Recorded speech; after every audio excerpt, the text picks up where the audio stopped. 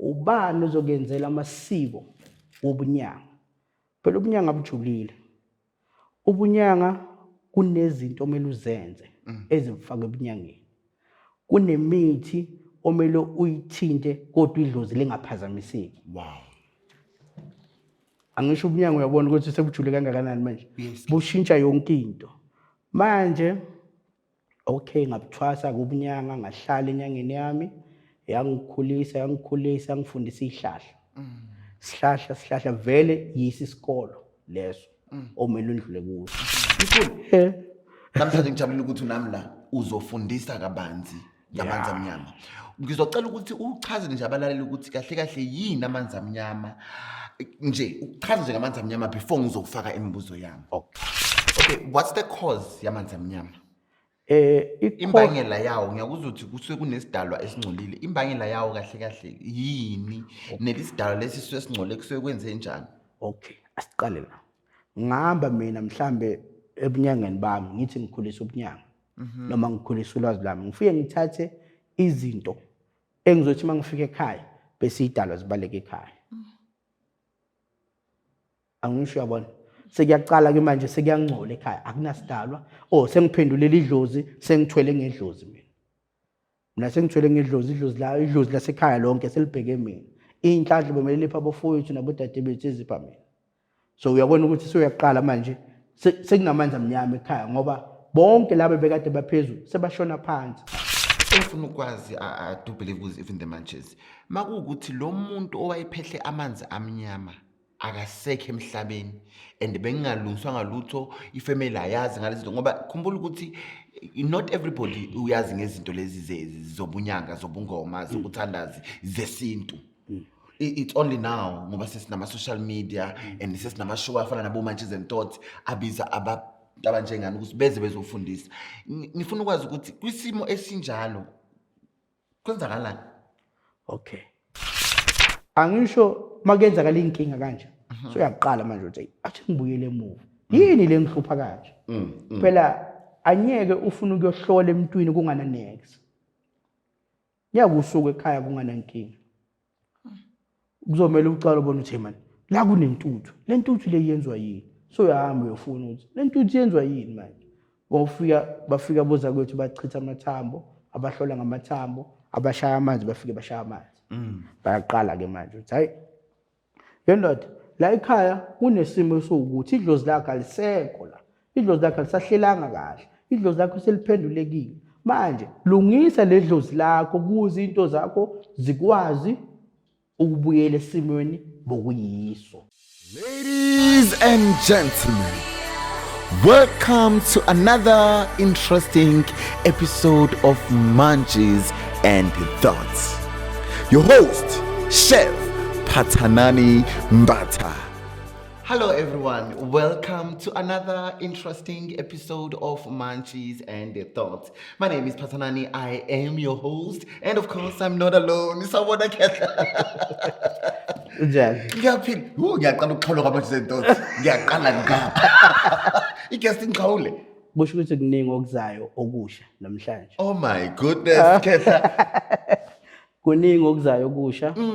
Okuzenza ukuthi abantu la koManches bakwazi ukufunda nokuthi basizakale. Wow. Phela ukukhumbule kulomsebenzi wethu mawukuwo mele abantu at least babe neclarity. Noma singanyeke sichaze into details yonke ukuthi kunjani la but babe aware nje ukuthi okay into so kunje yeah. Oh wow. Khehla ngizocela ukuthi uzazise kuma Manches ukuthi wena ubani, igama lakho, ubuyapi, udume ngani and futhi uma uthanda ukusho inamba yakho ungayisho so that mabekudinga bekhona ukuthola and you'll never know after this episode ukuthi kuzokwenzakalani ngoba sisazokhuluma nje kuningi. Please introduce yourself to my Manches. Sanibonani my Manches, mina igama lami usiyabonga umshengu uShabalala. Ngokuhlala ngihlala eKatlehong. Namhlanje ngilana ngizofundisa abaningi. Ngizofundisa abafowethu, ngizofundisa abodade bethu. Ngicabanga ukuthi nabo zakwethu abanye abasakhula la ebunyangeni kuningi abangakufunda mhlambe kule episode namhlanje. Oh wow. Yeah, kuningi. So Ngizoqala kancane nje ngisho ukuthi mhlambe uhambo lambe linjani just ukuthi abantu babe ne-intro ukuthi okay Not a problem. lo bhuti usuka la umakhosi yabo lenyanga isuka la so mina ngithwasile phathanani thwasile ngakukhula ekuthwaseni ngayenzela amasiko wonke ngafaka umsamo ekhaya wobungoma ngalapha wafika isikhathi ukuthi kuke kuthule nje hayi ukuthi khona umuntu bekangithakatha mhlambe bokuyidalwa zami khuphukela kwesinye isigaba ngakhuphuka ngangena ebunyangeni mangena ebunyangeni still nobunyanga bami ngobuthwasile futhi ngiyazi kukhona abantu abazothi hayi ubunyanga buthwasa bawuyinyanga uvele ufunde emntwini kodwa inkinga ifika la ubani ozokenzela amasiko wobunyanga phela ubunyanga bujulile ubunyanga kunezinto omele uzenze ezifaka ebunyangeni kunemithi omele uyithinte kodwa idlozi lingaphazamiseki Wow. angisho ubunyanga uyabona ukuthi sebujule kangakanani manje Yes. bushintsha yonke into manje okay ngabuthwasa kubunyanga ngahlala enyangeni yami yangikhulisa yangifundisa isihlahla vele yisi isikolo leso omele undlule kuso mele undlule lapho ufunda isikolo phela mawufunda usukufundela ukuthi uzokwazi ukuthi lapha abantu umuntu makafika kwakhala ngenkinga mathi ngiphethwe inhloko kwazi ukulapha inhloko maphethwe amathumbu kwazi ukulapha whatever imphethe umuntu msize asizakale lo uyi umsebenzi wethu kungakho udingo umuntu ozokumentorisha uyayibona ihlupha kanjani manje ke ngathwasa ke ngabuceda ubunyanga ngabuya wafaka umsamo wobunyanga ekhaya kwahlanganiswa idalwa zahlanganiswa zonke kunento esibizayo ikhona nasemngomeni lento esithi amaphande wayenziwa amaphande wakhona ekhaya ukuze wonke umuntu ekhaya aphile ngalobunyanga bami angisho yimi ngithatha ubunyanga kodwa wonke umuntu ekhaya akaphile wonke inhlanhla iphefumule ekhaya ngisho nomuntu ekhaya mina ngithi ungasebenzisa umuthi makaphumela semsebenzini bangamthakatha emsebenzini kodwa makafika ekhaya lento uyofika ibreak egate Wow. angisho lekhaya ligadiwe phela lekhaya lilesisekelo so mina ebunyangeni bami nginesisekelo kungakho ngithi uyayidinga imentor yomuntu ozokufundisa akuthwasise lobunyanga aphothule zonke izinto omele aziphothule ukukhumbule kunemimoya miningi imimoya namhlanje sibala imimoya yonke kodwa mawuthwasa usukuthwasa ukwazi ukuthi uzodila kanjani nale mimoya le udile nale mimoya yonke udile nayo ilungiswa kanjani imimoya imiselwa kanjani so mina njengoba ngingenile ebunyangeni ebusangomeni ngaqala ngabo ngiyakwazi ukuthi kunezinto zami zobungoma engikwazi ukuthi okay ubungoma buqala la bufike kuphelele la ngiyakwazi ukulungisela umuntu amadlozi ngiyakwazi ukuhlolela umuntu ngiyakwazi ukuyenzana kodwa kukhona la sekufuneka khona ubunyanga angisho mase iqala ifike ebunyangeni sekumele wenzeni manje usebenzisa ubunyanga manje uyaqala uyakwazi ukucupha umuntu uyaqala uyakwazi ukuvala amanzi amnyama uyaqala uyakwazi ukuyenzana angisho so uvunyelwa yini isimo osowukuso lapho leso simo kuso lapho so uyakwazi ukusiyenza ulungise lezo zimo lezo manje ke njoba bengisho ukuthi ngabufaka ubunyanga ekhaya wamiswa amaphande lamaphande wamiswa sewisisekelo sami ireason ukuthi kenziwe kanjalo konke lawo nami into engifundile ukuthi angisumuntu ozovele awe kalula ebunyangeni namhlanje sekuthiwa bekhona umshengu bekalapha kodwa ubunyanga bakhe bube baphela emoyeni ukukhumbule ubunyanga abukhendlwa ngeke ubukhendle ubunyanga kumele uhambe ngendlela okuyiyo uyenze lemidanti yakhona ufunde yonke lo siko lakhona uyenze kuze nawe kusasa ukwazi ukukhulisa omunye umuntu ohlushwa yimimoya yobunyanga. Okay, good. Sizoyibamba lapho. Yeah, okay. So uthi kimi mkhulu ubunyanga buyathwaselwa. Yeah. Nobungoma buyathwaselwa. Unjalo. Kodwa ukuthwaselwa kakhona akufani. Unjalo. My Munchies and Thoughts nizwileke ubunyanga buyathwaselwa kanye nobungoma. Kodwa ukuthwaselwa kwakhona akufani. Namhlanje la kwa Munchies and Thoughts sizokhuluma ngamanzi amnyama. Umkhulu uzosifundisa kabanzi ngamanzi amnyama. Yazi mkhulu mina ngiyakuthanda phela ukufunda nokubheka izinto so ngililanga ngizibhekela nje somewhere ngibona amanzi amnyama ukuphendla amanzi amnyama ukwenzani. Mkhulu. Namhlanje ngijabulile ukuthi nami la uzofundisa kabanzi ngamanzi amnyama. Ngizocela ukuthi uchaze nje abalaleli ukuthi kahle yini amanzi amnyama nje uchaze nje ngamanzi amnyama before ngizokufaka imibuzo yami. Okay.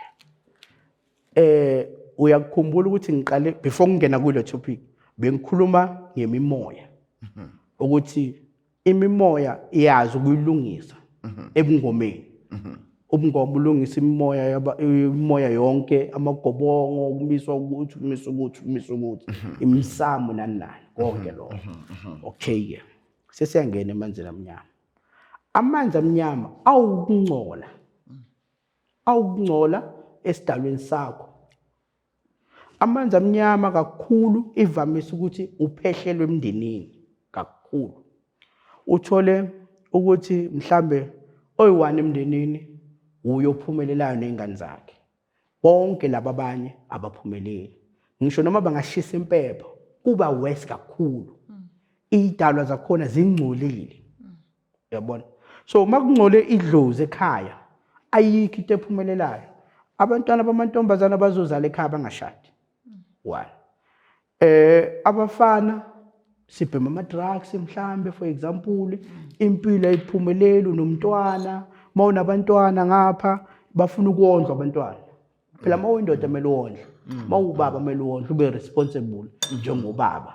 Nawe uyabona uhlonipheke phela konke nenhlonipho emntwini iba khona. True. Angisho yabona.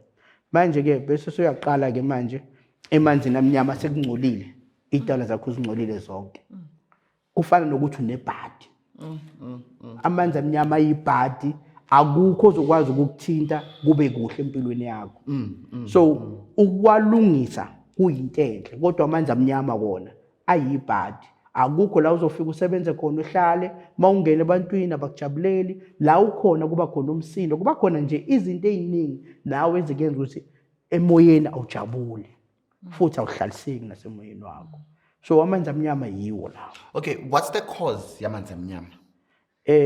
Imbangela yawo ngiyakuzwa ukuthi kusuke kunesidalwa esingcolile. Imbangela yawo kahle yini? Nelisidalwa lesi esingcole kusuke kwenze njani? Okay, asiqale la. Ngihamba mina mhlambe ebunyangeni bami ngithi ngikhulisa ubunyanga noma ngikhulisa ulwazi lami ngifike ngithathe izinto engizothi mangifika ekhaya bese idalwa zibaleke ekhaya. Angisho yabona sekuyaqala ke manje sekuyangcola ekhaya akunasidalwa sengiphendulela idlozi sengithwele ngedlozi mina sengithwele ngedlozi idlozi lasekhaya lonke selibheke mina inhlanhla bomele lepha abafowethu nabodade bethu ezipha mina. So uyabona ukuthi soyaqala manje sekunamanzi amnyama ekhaya ngoba bonke laba bekade baphezulu sebashona phansi manje. So imbangela ukusho ukuthi umuntu uyahamba ayolanda izinto ngaphandle ayoqala ekhaya. Okay. Esibili khona umuntu emndenini abone ukuthi nje laba nje angifuni baphumelele abantwana bakasiswami or abantwana bakamfowethu angifuni baphumelele. Ledlozi leli ayenze lapho emadlozini ayophendulela amathuna ukuthi hayi ubani nobani bangayenzeki into zabo aphendule nje ukuthi into zenu zonke azishone phansi. Angisho yabona sewadalekile mke amanzi amnyama seninamanzi amnyama ekhaya nina nisayindawo yiyo ke nendlela enibonisayo ukuthi hayi asayindawo la ekhaya thina simile siyaphila namhlanje kuphela iminyaka kuphela ini konke kuyafana kuma endaweni eyi1 up until uzuthatha isinqumo wena sokuthi awuthi ngiphume ngenyangeni koza kwethu uhambe uyofuna ulwazi lokuthi ithi ngibheke ukuthi ngihlushwa yini. So uyathola ukuthi isidalwa sakho saphendulelwa egameni lokuthi inhlanhla engasabi khona kuwe emzimbeni nezidalwa zinganibheki inhloko. Yiwo kamanzi amnyama. Base unebhadi nje straight akukho kuhle okutholayo. So uthi so kumuntu okay ngizwe uthi sometimes into yasemndenini kungenzakala ukuthi umuntu ongasiyo wasemndenini ephehla amanzi amnyama for umndeni omunye ongasiyo wakubo. Kuba nzimanyana for umuntu okungasowakini. Kodwa kona angakugangela kona. Okugangela ngakugangela. Kodwa kuba nzimanyana ngoba idalwa zakho zonke akazazi. Isidalwa kuyiso la ekhaya esinenhlanhla yisiphi. Uyabona? Amathuna wala ekhaya akawazi wonke. Kodwa emndenini umndeni kakhulu uvamise ukube uwo ongcolisa idalwa. Umuntu omndeni kakhulu. Bese ungcolise ke lo ngaphandle kona ngakugangela ke azame ngaleyo ndlela azama ngayo. Kodwa asimcounti kakhulu. Asicounti kakhulu emndenini ngoba kulapho lo mono ukhona. Okay, Khehle. Ngiyakuzwa ke. So, engifuna ukwazi I do believe was even the manches. Makuukuthi lo muntu owayephehle amanzi amnyama akasekho emhlabeni and bengingalungiswa ngalutho ifamily ayazi ngalezinto ngoba khumbula ukuthi not everybody uyazi ngezinto lezi zobunyanga zobungoma zokuthandazi zesintu. It's only now ngoba sesinama social media and sesinama show afana nabo Manches and Thoughts abiza abanjengani ukuthi beze bezofundisa. Ngifuna ukwazi ukuthi kwisimo esinjalo kwenzakalani? Okay. Umuntu ongazi ukuthi banawo kodwa ngalo lwazi engilisherayo. Ama Manches mawacabanga mhlamba ahlele ekhaya bese ayabheka ukuthi isho nayo lenkinga lekhulunywa ubaba umshengu lapha. Sinayo lenkinga thina ekhaya. Vela siyindawo ngisho noma ngithola relationship kuphelele emoyeni. Okay, sharp. Sakaze uthatha isinqumo uthi hey mhlamba ngathinta umndeni. Hayi bantu basekhaya niyabona lesimo esikuso. Kodwa ngicabanga ukuthi sihlanganise namandla sihambeni siphumeni siyozwa lo daba ukuthi yini kahle le esibuyisele emuva. Yabo bese bayaphuma bayakuzwa kwethu baningi abozwa kwethu abakhona. Bafike la bafike bathola ukuthi hey no ekhaya kwaphehlwa amanzi amnyama. Lo muntu sekadlule emhlabeni. Kodwa manje kumele nina nilungise leyo nto leyo. Lento ilungiseka ngisho aphila. Amanzi amnyama alungiseka ngisho umuntu owaphehla aphila. Ngisho umuntu owayethatha isidalo ukuthi sibheke yena ayalungiseka amanzi amnyama. So uma engasekho umuntu lo owayephehla amanzi amnyama umndeni ungakwazi ukuthi ulungise. Noma khona phila uyakwazi. Ngifuna ukuthi siqale la kuleyo ukuthi uma engasekho ngoba ungathola ukuthi nabantu babeganga. Kodwa sebahambe emhlabeni. Kunjani? And bahambe nokuganga kwabo. Kunjani? And lokuganga kwabo sekusele emuva nalabo abasele enekuhlukumeza labo abasele. So ngifuna ukunderstanda lapho so that noma ngabe ubani obukele njengamanje olalele mhlawumbe onalento le engikhuluma ngayo azi ukuthi kumele enze njani. Okay. Noma umuntu masekandlulile emhlabeni kuyalungiseka lokho. Kulungiseka ngokuthi uye kumlaphi wendabuko afike akutholele inkinga yakho futhi bese ayakutshela ukuthi amanzi amnyama sizowalungisa kanje futhi sizowavala kanje. Okay. Bese emva kokuthi sekawavalile sekayacala ke manje sekanilungisela idalwa zenu zonke yazisondeza niyacala ke unifake enhlanhleni ukuthi inhlanhla yenu ayibe restored kini ibuyele the way bengakhona bese nephambili ngempilo ichubeke phambili. Konke obakade kukhona angisho izinto ezisuke zikhona ekhaya inyanga yiyo zokufike izibambe zonke ukuthi kunokuthi masilungisa ukuthi kuzokwazi ukuthi naloko kunye kuphume. If kumele agcine afike ekhaya leni afike asuse okukhona ekhaya uzofika yenze lokho alungise lokho. Kodwa okunye umndeni yiwo ozoziphahlela phela ukhumbule mina idalwa zakina zingazi. Mina ngizodlala nje ukuthi nginilungisele amanzi amnyama ngilungise konke ngivale konke. Kodwa ke konke ukubuyisa idalo ekhaya senganiphi direction manje nganalwazi sifune mhlambe naye sesibongweni sakho ukuthi ekambatha bahlaba ukuthi yebo usiko lakhona ukuthi sibuze because that's why ngiyabona manje sesibuyele emuva ukuthi yonke indawo udinga imento. Makunomuntu okukholisayo ebunyangeni kuno lo muntu lo unolwazi olukhulu. Kulo lwazi lo soyavuka uthi hey baba ngihlangane nokuthi lo muntu lo bahlushwa ukuthi sekakumenthela ukuthi hamba nesibongeni sakambathi bahlaba imvu. Mabahlaba imvu kwenzeka kanje so yaba director ukuthi anenzeni kanje nakanje labe bafundise makuba kukho umuntu omdala bese yonke into siyalunga kanjalo basinda kanjalo. Yazi nginokuzibuza and I worry a lot ukuthi mawukuthi kule khaya ingane kuphela abantu abadala basekho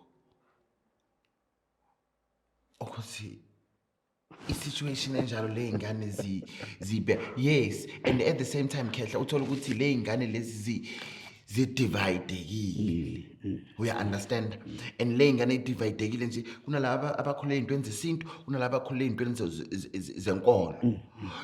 Entweni kanjalo kwenziwa njani? Mhlawumbe uma ungasipha ulwazi if uke wayi-experience into enjalo.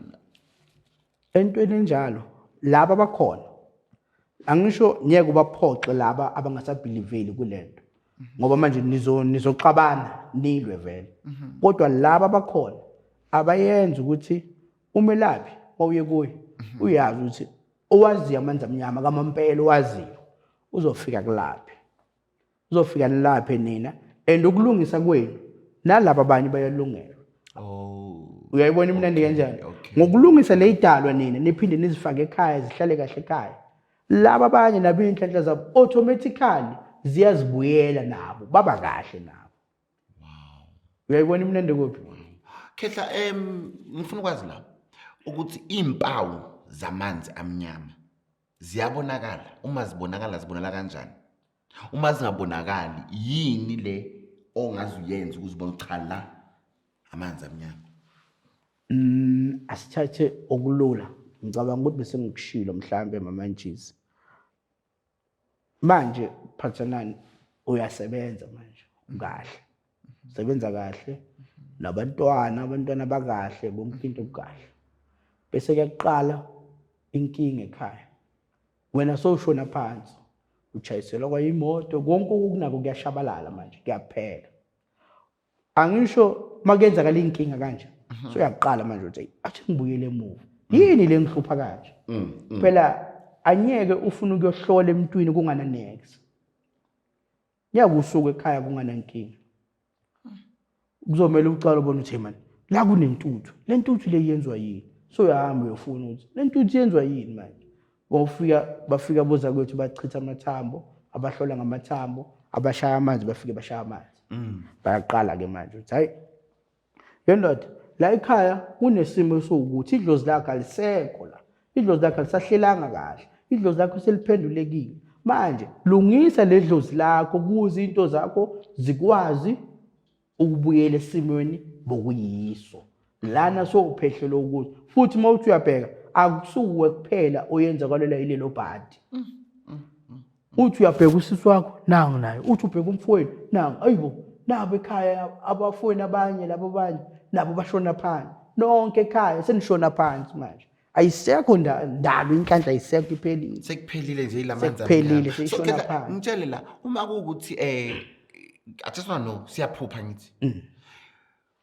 Usikhuluma ngamanzi amnyama. Yeah. If it happen ukuthi ngiyawaphupha amanzi angcolile kungaba ama sign lawo amanzi amnyama? Kungaba ama sign nalo. Okay. Naloko kungaba ama sign ukuthi uzophupha amanzi angcolile kanje. Kungani? Phela mawuphupha amanzi angcolile kuyakubonisa ukuthi kukhona ukungcola okukhona la ekhaya. Phela amaphupho akusinto esingayithatha kalula. Iphupho phela liyinto straight sekungaba ikutheni umuntu oku-interpretela lelo phupho leyo angakuphambanisela akhulume kabi ngoba yena anga-understand kahle iphupho lomuntu. Uyabona? Ngoba phela iphupho li straight malithi lamanzi angcolile. So uyazi lamanzi ithi ngiwashintshe manje ngiwalungise abe clean. Angisho. So into ehlala endaweni eclean inobuhle. Akekho umuntu ongahlala eqinile sithi like nako amanzi angcolile la amnyama angcolile amanzi ahlile. Ngeke sihlale eduze kwawo. Kodwa entweni eclean singahlala. So nenhlanhla yakho izohlala kuphi? Endaweni eclean kuwe. So Khehla amanzi amnyama ayalungiseka. Ayalungiseka. But siyasizwa abantu bethi mina ngihambile ngithi ngiyolungisa izinto kodwa akulungi instead ukuthi kulunge kuvele kubhede more. Kusuke kwenzekalani Khehla? Ekukhuleni kwesangoma. Ekukhuleni kwesangoma ekuthwaseni kwazo. Nenyanga ekuthwaseni kwayo. Kungakho ngithi umuntu uyathwasa. Yabona? Imithi uzoyifunda. Angisho ngalesikhathi baku-initiate lapha yabakufundisa lezi zinto lezi. Njengoba usenyangeni yakho niyazisebenza lezi zinto vele lapho. Niyazisebenza. Bayafika abantu ekhaya la uthwasa khona abanamanzi amnyama. niyakwazi ukuthi okay siyabalungisela abantu abanamanzi amnyama futhi siyakwazi ukubafaka enhlanhleni angisho uyabona so kuba lula ukuthi umuntu umlungisele ngoba into uyayazi but ke kuyenzeka lokho ukuthi abantu bakhale ngaleyo nkinga leyo ukuthi eish sesihambile sesiphelelwe imali sesifikile eMozambique sesifikile kuphi uyabona ukuthi inyanga zakithi nolwazi yabona mina ngaqhuquzela abozakwethu ukuthi asingakhendleni asifundeni ulwazi asingathathi into ukuthi umkhulu wambe kalapha ngibhizi ngomphathela amabheki ngihamba naye kusho ukuthi nami ngiyinyanga ngoba manje angisho uyayibona seyiqala manje yenzani sengibuyisela ukuthi kumele ube nemento vele umuntu ozotshela ukuthi mawukuhlanganisa uzokwazi ukulapha amanzi amnyama ukuthi uzokwazi ukufaka umuntu enhlanhleni manje mawunolwazi olungaphelelanga uzomlapha kanjani umunye umuntu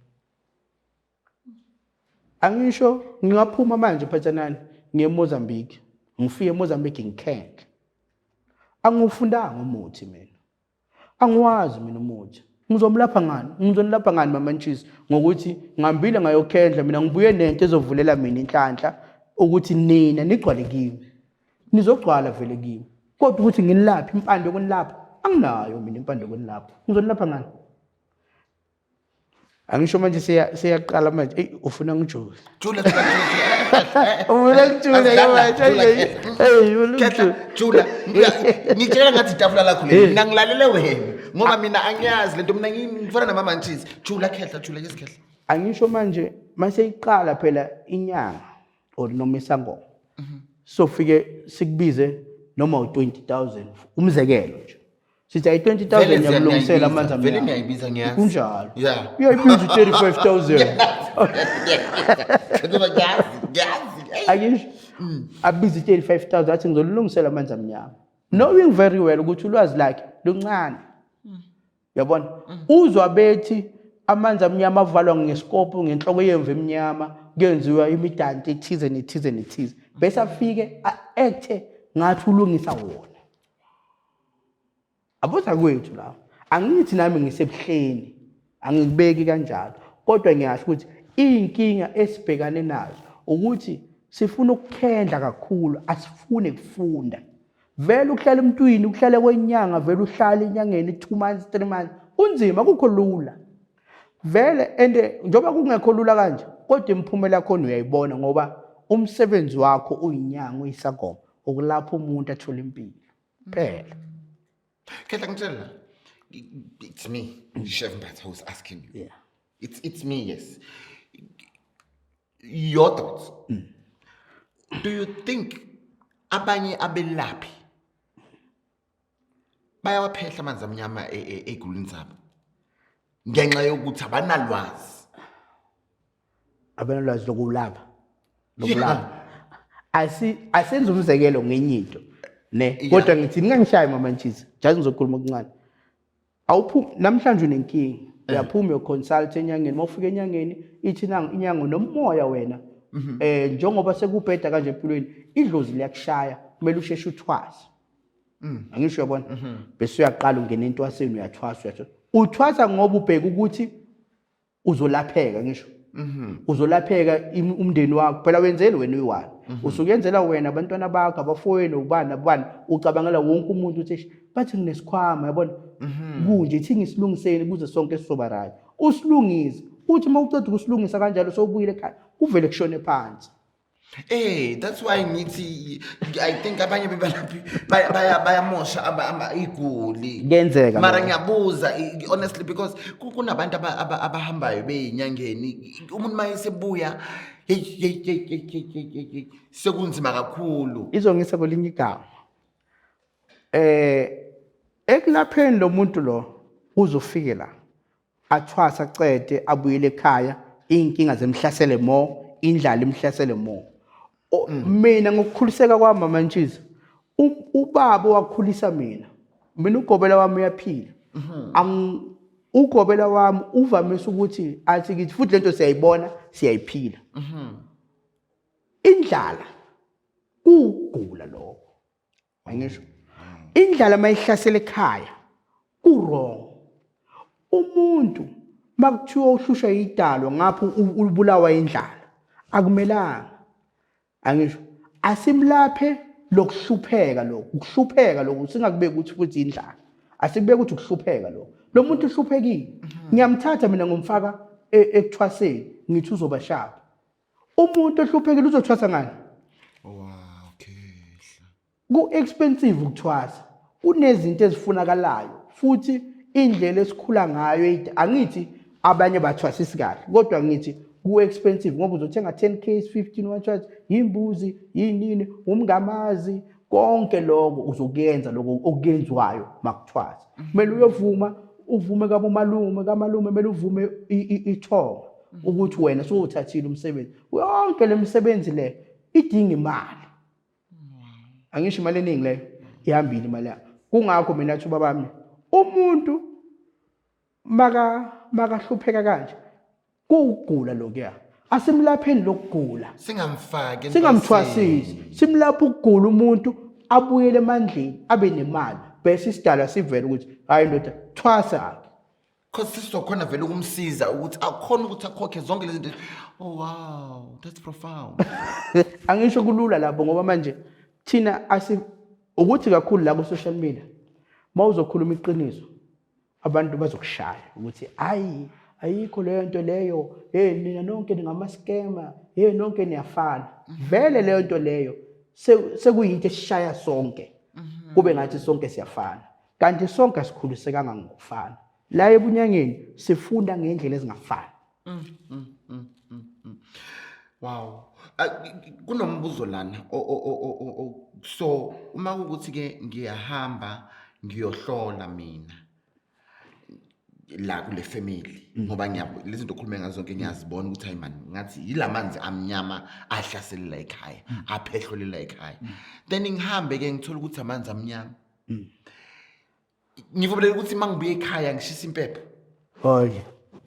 teach my manches hayi anyeke uthi mamanches ungcolile uzwile ukuthi bathi ungcolile bese mase ufika ekhaya uzofika ushisa impepho futhi uzokhuluma ubani ozokuzwa zonke le idalwa ziphendulekile zingekho kahle ubani ozokuzwa akekho.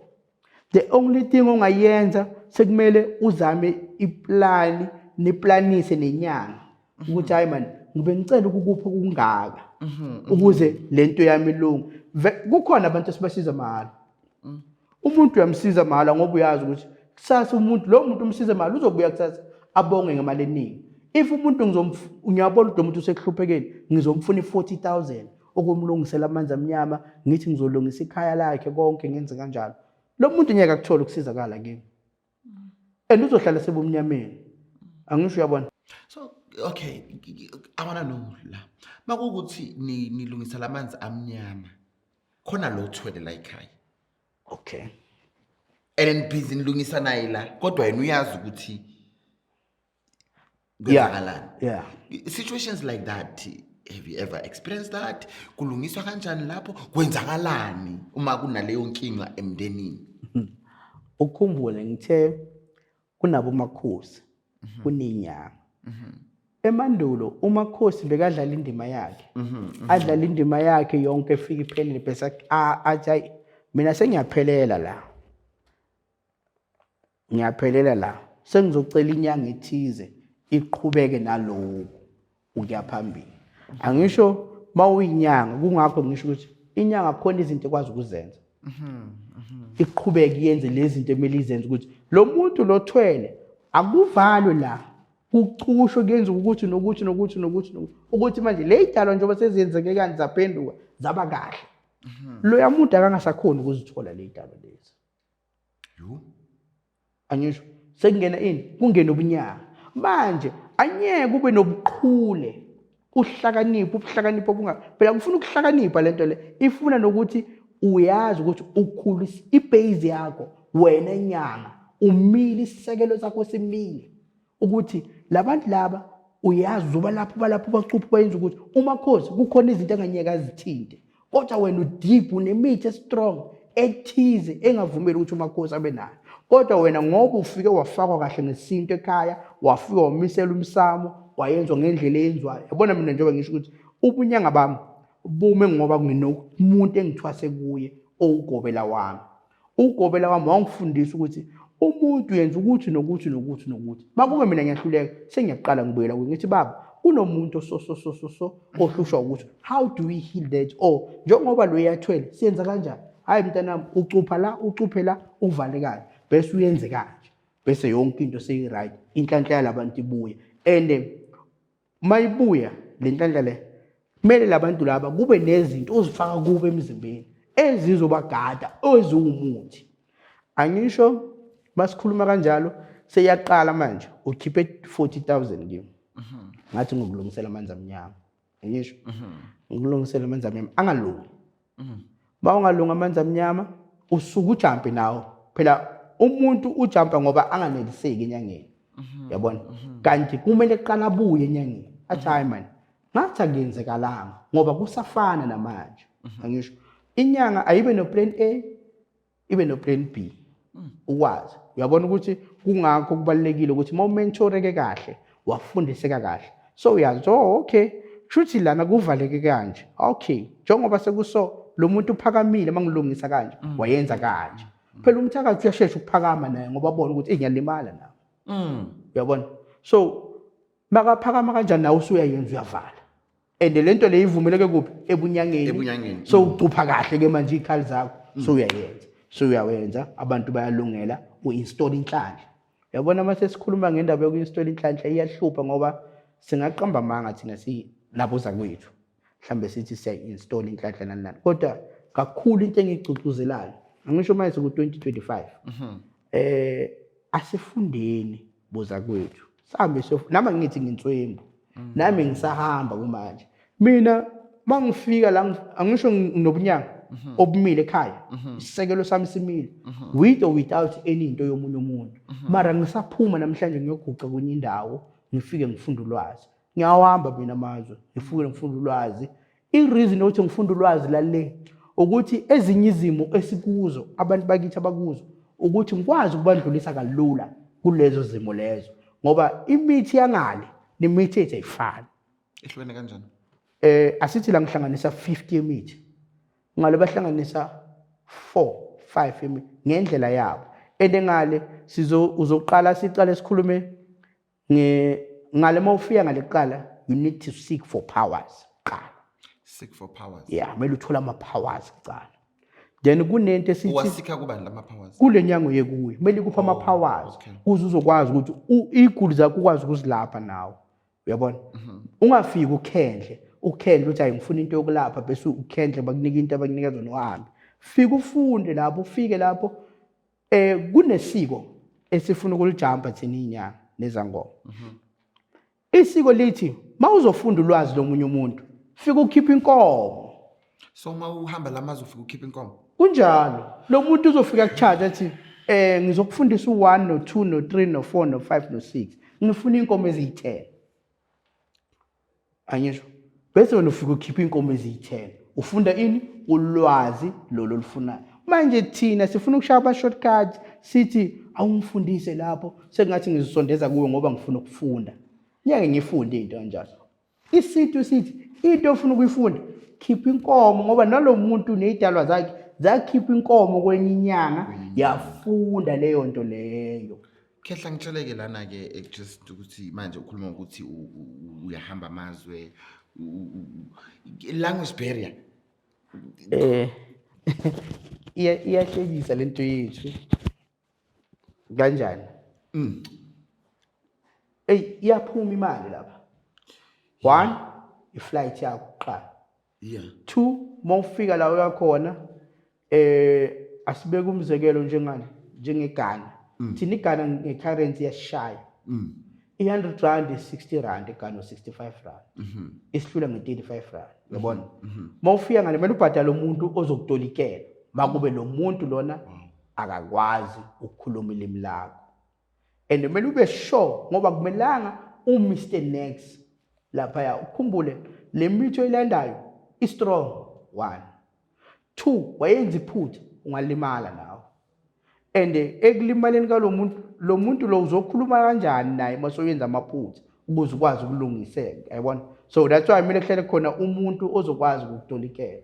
From sihamba Mozambique, yabona, Tanzania, kuphi kuphi. Bokube khona umuntu ozofika khulume isichewa, kube khona umuntu ozofika khuluma isiPutukezi okhuluma whatever language isuke ikhona ngaleso sikhathi leso. So Khehla, lo muntu osuke ekutolikela ngaba noma ngabe ubani or kumele ebe nolwazi lwezinto zesintu? Kuya ngawo ukuthi wena umthemba kangakanani loyo muntu loyo. Kungaba noma ubani. Bakube nayo umuntu le South Africa siyasuka nabo abantu la sibethengela amatikiti okuflya, siflya nabo siyongena nabo emahlathini la siyakhona.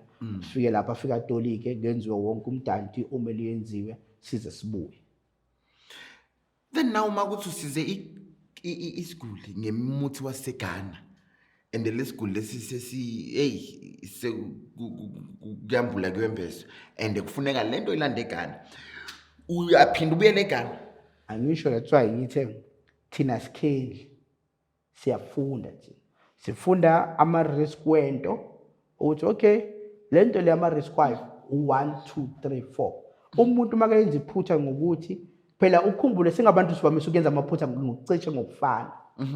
Angisho. So makuyenza kanjalo bese uyacala uyalungisa ke manje. Okay, lo muntu lo uyenze kanje nakanje. Oh, ndoda athenga izimvu ezi10. Bela athenga izimvu ezi10 bese kuyalungisa. Kakhulu lephezulu usebenza izimvu. Usebenza inkomo. Angisho ngale kunama gods. Kunama gods lengaphandle. Banama gods abo Saira, abo Abum, abo baningi ama-gods. So la ma-gods obuye nawo wonke nesiko lakhona.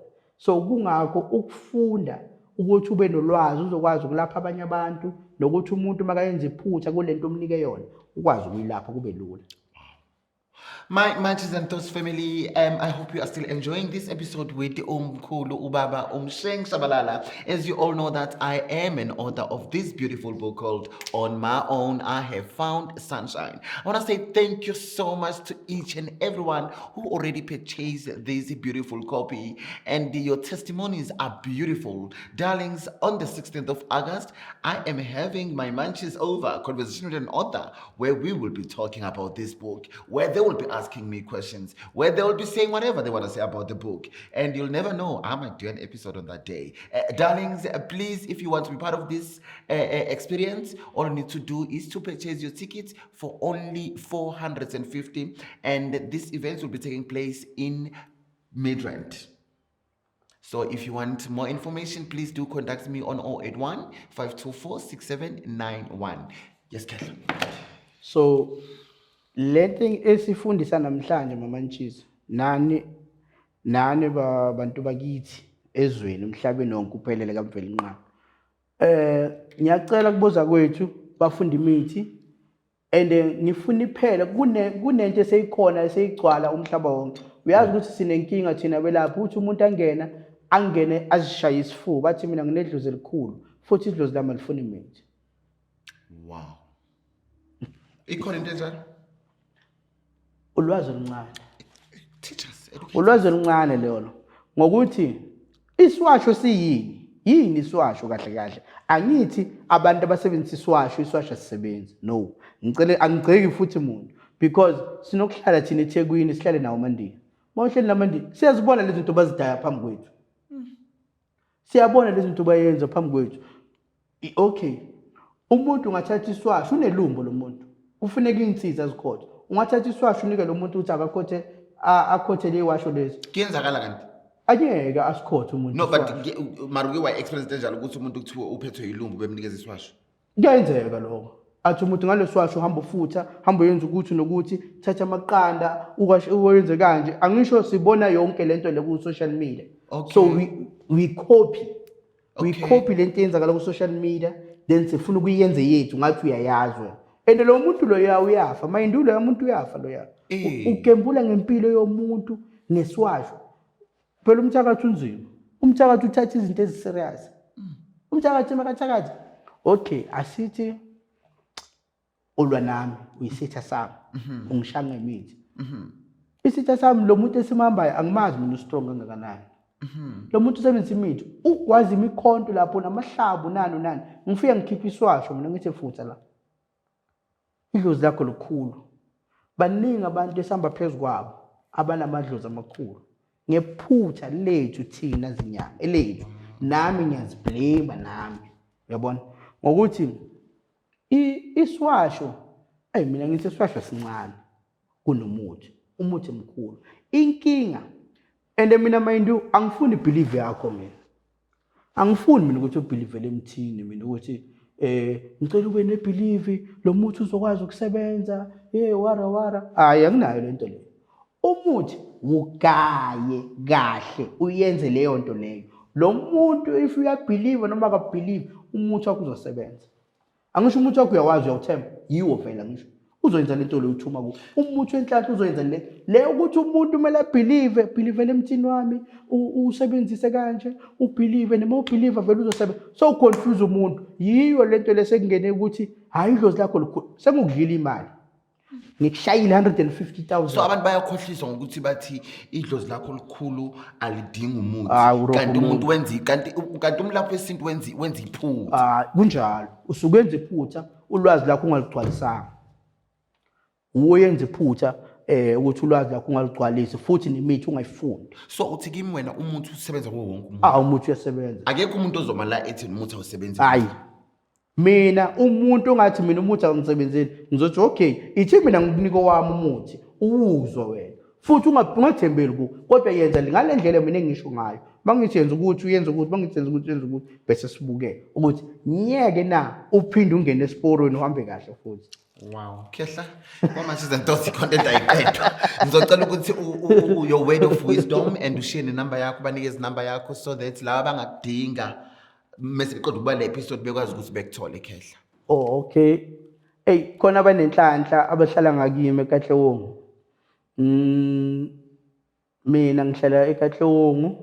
Ama number wami 068 403 1695. Kule insuku lezi mhlambe mawuceda ukubona i-episode leya la ekhaya amamanchizi ungathuki mawuthi uyangifonela awungitholi uyabona wena phathanani isizwe sakithi asazi ukuthi umkhulu uhambile usayofunda ulwazi alipheli ukuphaphatha kwami kwenye inyanga akupheli ngisafunda ngoba isizwe sakithi siyahlupheka namanje izinto eziningi ziphelile sibuya kuba lockdown konke kuyaphela kodwa manje kumele sifunde umuthi ukuze abantu bakwazi ukuhileka impilo zabo mabaqala amabhizinisi aphumelele imishado iphumelele phela yonke into iyashabalala these days iba ile sibongo sabo ishabalala Mshengu manje izinizwile ke besikhuluma ngamanzi amnyama and ufundisile umkhulu uMshengu ngokuningi. I hope utholile lapho uthole khona. As I always say, take what works for you. If ngakusebenzeli shiya uma kusebenzela gijima nakho. On that note, it's a wrap. Goodbye darlings, thank you so much.